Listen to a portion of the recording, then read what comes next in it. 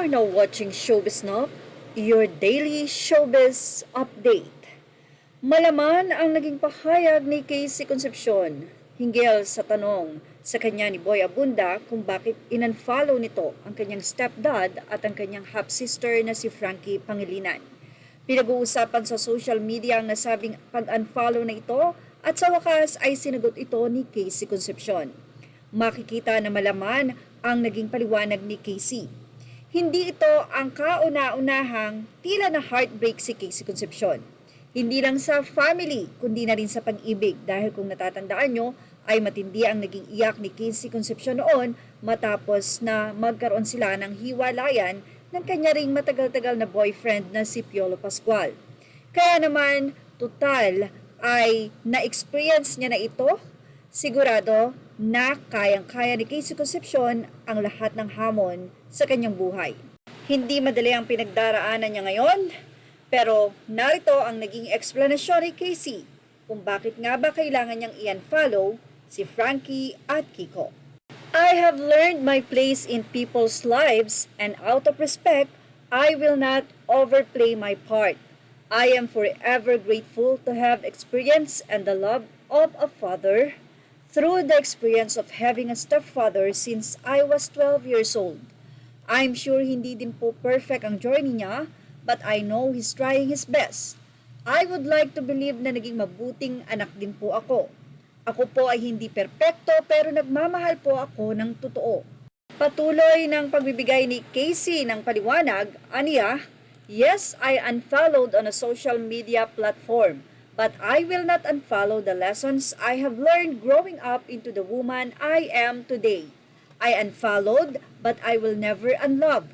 Family is family. Don't worry, naniniwala naman po ako na we have enough love to overcome this. I have faith na somehow, God will bring us all to a happy place one day. However, this is the season of my life po kung saan kaligayahan ko naman po ang pinapahalagahan ko. Hindi na ako bata, tito. I realize po na life is so short, sayang po kung aksayahin natin ang time with negativity. I just want the family to be happy and also myself to be happy. Dahil sa naging pahayag na ito ni Casey Concepcion ay samot-sari nga ang naging opinyon ng mga netizen. Sa love life ba nagkaroon ng hindi pagkakaunawaan ng pamilya? Well, say ng ilan, ayaw siguro makita si Casey sa feed niya ang negative na sinasabi ng kapwa-tao. Kung siya lang may problema sa lahat, then yes, you are the problem. You're the one being negative samantalang sila hindi ka pinapatulan sa kanigahan mo. Try mo nga unfollow ang nanay mo. Say naman ng isa, parang hindi naman nega ang mga post ng stepdad. Pero kay Sharon na rin nang galing na disciplinarian si Kiko, malamang napagsabihan yan. Anyway, ang ilan naman ay naniniwala na ito ay para lamang sa promotion ng kanilang movie ni Casey at ng concert ng kanyang mommy and daddy. Say ng isa, she stuck in 2006, hindi na uso ang public pa-drama and pa-controversial just to create support for your movie. Your movie has actually be good. Ano kayang nangyari sa kanila classmate? Help naman, pa-explain. May movie kasi si Casey at yung parents niya. May upcoming concert so they need to make papansin sa people of the world. Ibahin nyo naman, diskarte, susme. Sabi naman ng isa, I believe yan ang reason. Showbiz talaga, masyado.